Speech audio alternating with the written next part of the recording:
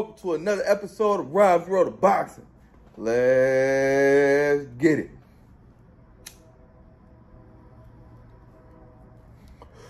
Alright, get into this fight video, talk about the fights that happened last weekend, get into the fights that's going to happen this upcoming weekend, and touch on a couple other things. Without further ado, jump right into it. Alright, first fight card I want to talk about transpired Saturday, March 11th, 3 p.m. Eastern Time. It was in Paris, France on ESPN+. I didn't get the time. Oh, shit, 3 p.m. Eastern Time. All right. It was a 10-round contest at heavyweight. Heavyweight is the big boys. It was between Tony Yoka and Carlos Takam. Tony Yoka was 11-1, 9 KOs. Carlos Takam was 39-7, 1 draw, 28 KOs from Cameroon, 42 years old. Tony Yoka, Paris, France, man. He's an Olympian. And that's a hometown fight for Tony Yoka.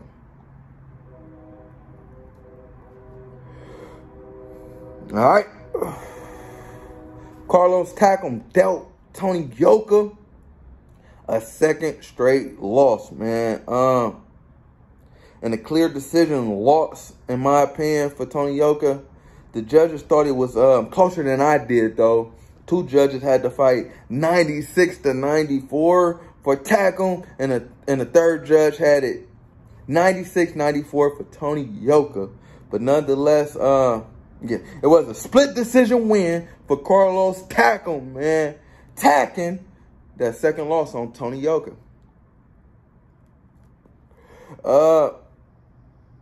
Where does Tony Yoka go from here? I honestly do not know, man. I feel like, you know, this was a fight set up to win for Tony Yoka, and he lost, man. They were trying to, you know, give him a nice little alley-hoop, man. After freaking his loss versus Pascal, they were trying to put him in there with a 42-year-old, you know, and give him some confidence, you know, so hopefully he can get back to his winning ways in the next fight. And it went wrong, man. He stumbled again. So, yeah, I don't know where the hell Tony Yoka go from here. I feel like Tony Yoka, he's not, you know, upper echelon heavyweight. I feel like he's not even a, you know, a good heavyweight. I feel like he's kind of soft, for lack of words in there, man. I feel like when the tough get tough, he crumbles, man. And, you know, this is boxing, man. You can't crumble. You got to have heart, man. Only the strong survive. So I feel like Tony Yoka, man, yeah, I ain't got no faith in Tony Yoka. I don't know where he goes. Carlos Takam, though, good win, man. He's 42 years old. So, yeah, that's all it might be, a good win. Good job, Carlos Takam. All right. Next fight card I want to get into happened Saturday, March 11th at 2 p.m. Eastern Time on DAZN. DAZN is Matchroom, all those guys. Well, Matchroom is Eddie Hearn and all those guys, excuse me. This fight card was in Liverpool, England. All right. The main event was a 10-round contest of super middleweight. Super middleweight is 168 pounds, if you didn't know. It was between Diego Pacheco and Jack Cullen. Diego Pacheco at 17-0, 14 KOs. He is 21 years of age. He's from LA and he's 6'4". So he's very tall for the weight. All right. Well, not very tall. He's up there though.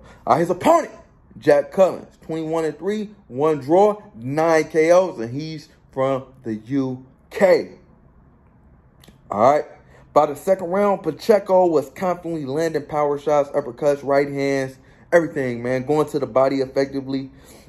Like I said, everything. Before dropping Cullen with a body shot in the 4th round. Then finishing him off with a flurry of punches. Giving Diego Pacheco the 4th round KO win versus Jack Cullen, man. Continuing his winning ways. Like I said, he's a very bright, I don't know if I did say that, but he is a very bright prospect, man. His future is very, very bright. And I like Diego Pacheco a lot.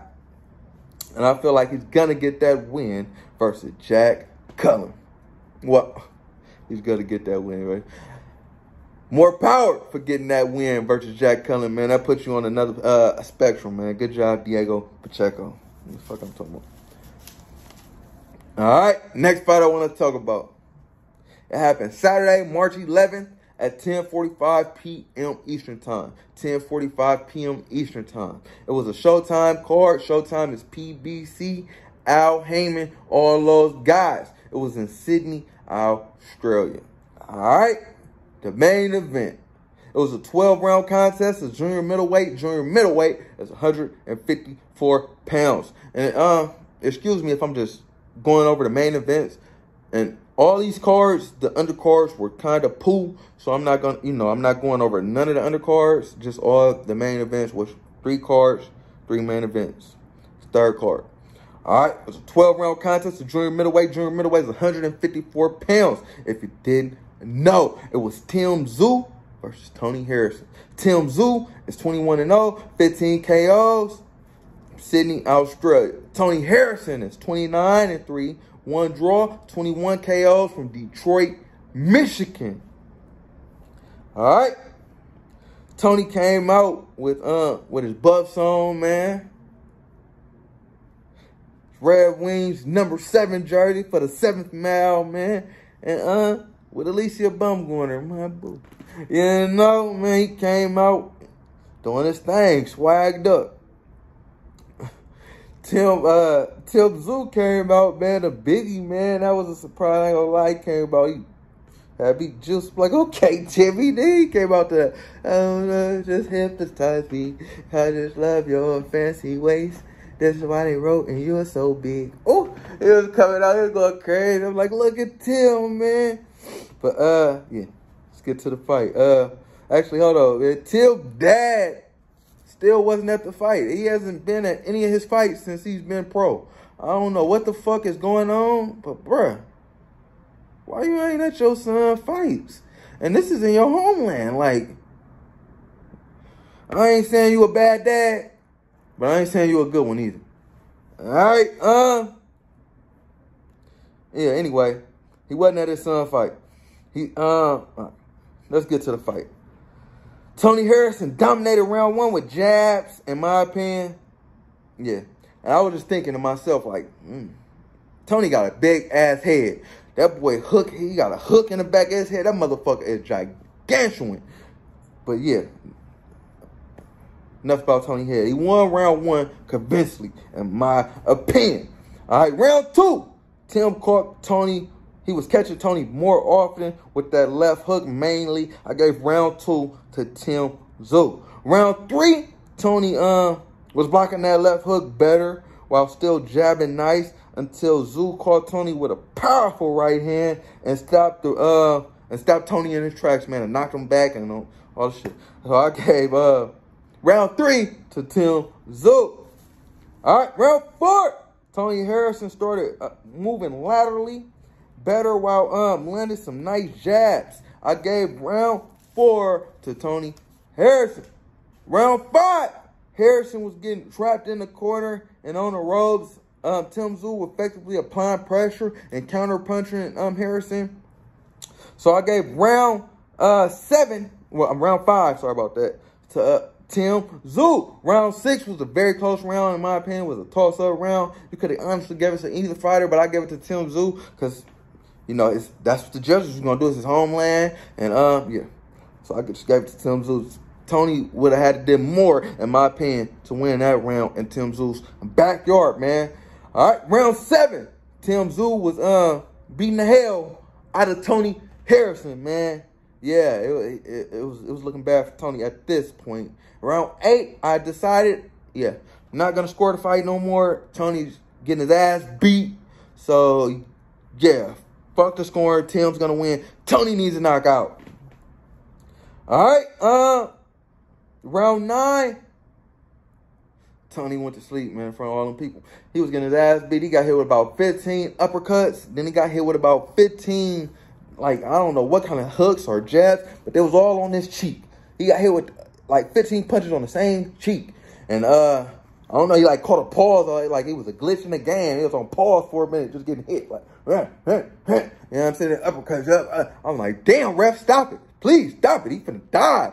But, not die, because, it's boxing. He really can't die. But, shit, he was, man, sure. All right, he was getting his ass beat. And, yeah, man, the ref finally, well, no, the ref didn't. Tszyu just kept pounding on him, pounding, pause, pounding on him, and until Tony went down, man, and then the ref came in. Tony got up. He was looking at Tony like, "Can you go?" I'm like, "Why are you even asking this nigga? You see how many times he just got hit? Hell no, he can't go." Ref looking at him like, "Oh, no, you can't go. Stop the fight." Giving Tszyu the 9th round KO win versus Tony Harrison, man, which was a shock. In my opinion, I feel like it was gonna be a little harder. I seen his knockout. Maybe Tszyu could have knocked out Tony Harrison. I seen that, before the fight. I thought Tony was gonna win by unanimous decision. Honestly, that's what I thought, and I thought it would be a little harder for Tim to get the knockout if he did get the knockout, but it wasn't. He made it look easy, man. Tony, like I said, Tony might be on the back end of his career. I mean, I feel like this might need to be it for you. You might need to hang it up after this, as he was saying, and as his brother was saying. That's what they might do, man, because it was a lackluster performance from Tony, to say the least.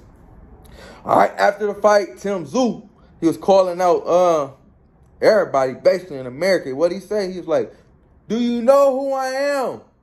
Do you know who the fuck I am now?" Well, that's what he kept saying. Kept yelling it, and yeah, man. I guess he was talking to Jermell Charlo, who was commentating the fight. Jermell felt it funny. He like, "Man, I'm not Tony Harrison. Man, I'm waiting. I can't wait till my hand heal so I can get in that ring and put him on you." But yeah. Nonetheless, good job, Tszyu, getting that win, putting your name on the map, because Tony Harrison, he is a big name. He beat Jermell Charlo. He got a good resume. So, yeah, man, that's a good win to put on your resume, Tony Harrison. So, good job, Tszyu. Like I said, Tim and Jermell next, man. So, that's the next fight. I feel like, quick prediction, I feel like Jermell just too much for Tim. Even though Tim showed the next gear in this fight. But like he said, he's not no Tony Harrison, man. Undisputed champion of the world. And I feel like he's going to run into a brick wall when he runs into Jermell Charlo. That's just my opinion. All right. That's it for the fights that happened over the weekend. It was a pretty okay weekend of boxing. I really enjoyed the Tony Harrison, Tszyu fight. I really enjoyed the Diego Pacheco fight. Yeah, man. Tony Yoka was underwhelming, but that was a cool fight too. Like I said, the undercard was cool, but it was a cool weekend of boxing, man. Hopefully this upcoming weekend, be smooth too. But actually, it's not, man. This upcoming weekend is going to be okay. It's not going to be too many, Let's get into it. All right, first fight card I want to talk about is going to happen Thursday, actually, March 16th in Quebec, Canada. It's coming on at 7 p.m. Eastern Time. It's coming on ESPN+. It's the IBF light heavyweight title eliminator. All right, it's 12-round. Main event is a 12-round contest at light heavyweight. Light heavyweight is 175 pounds. If you didn't know, it's between John Pascal and Michael Eicher. John Pascal is 36-6, 1 draw, 20 KOs, 40 years of age. Orthodox style fighter, stands at 5'10.5", but a 72-inch reach. He's from Canada. This is a hometown fight for him. His second fight back after getting busted for steroid use.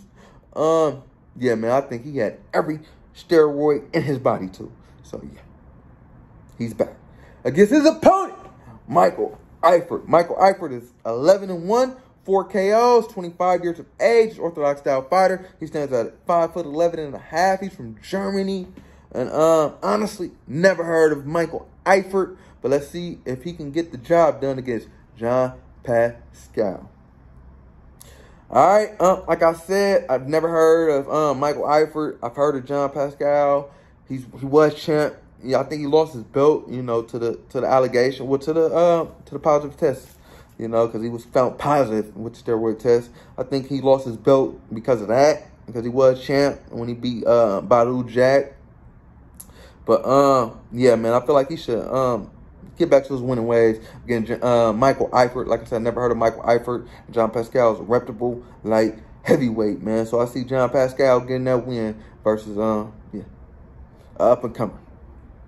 I say 8th round KO win, because some of them roids probably still in the system for John Pascal.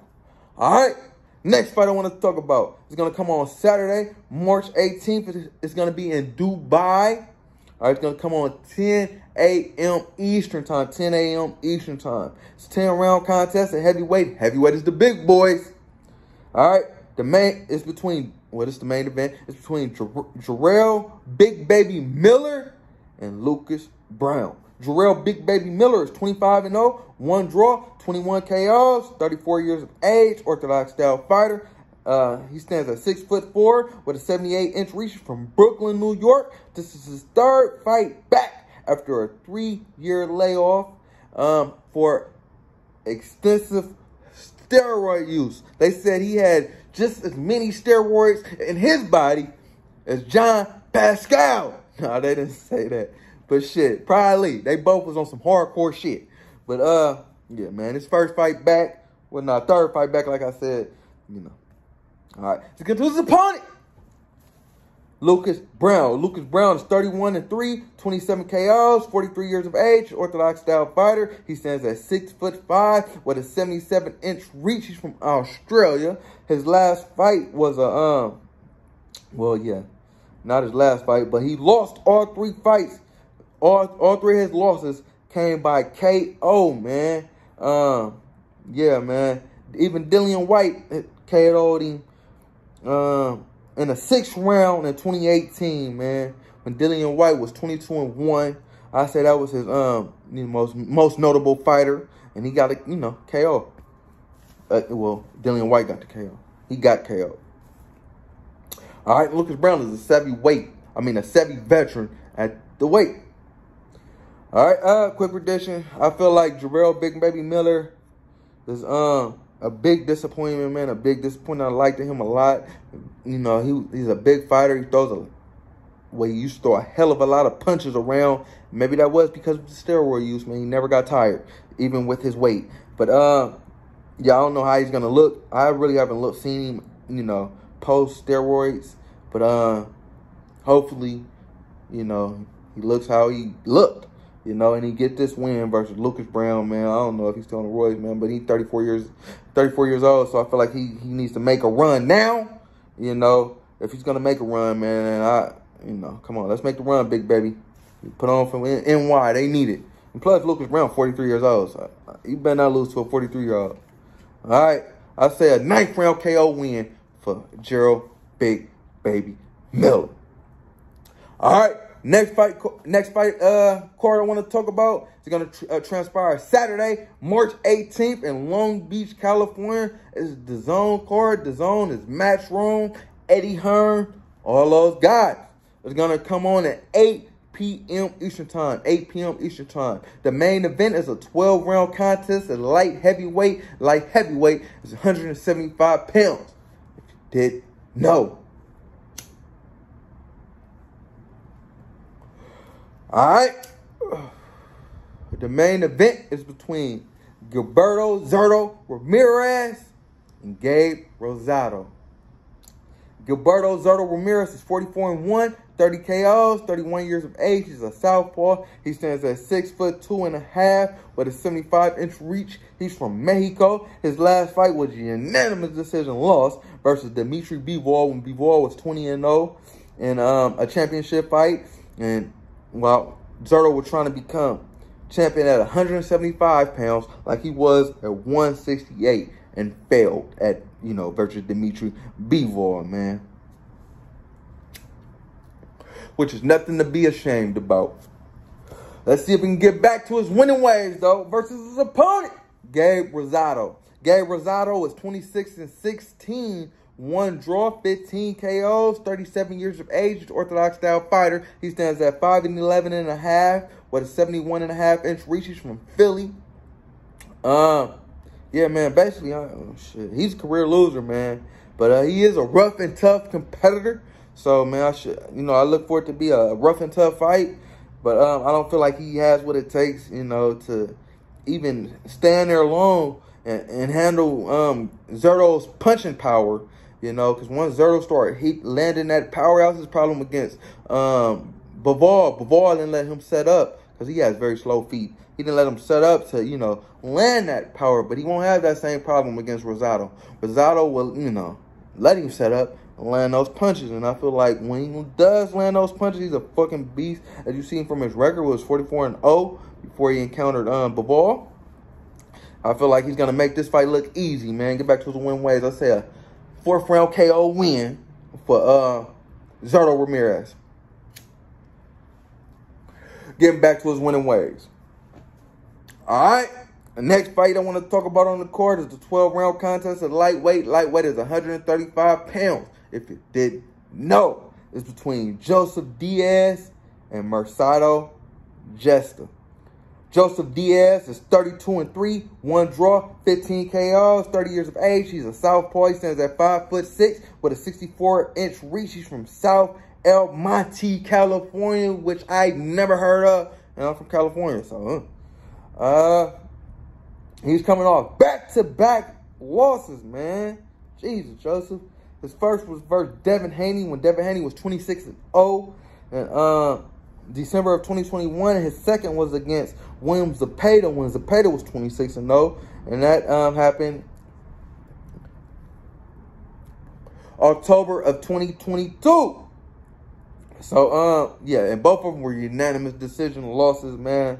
So let's see if Jojo Diaz can get back to his winning ways before he, you know, encounter those two fighters.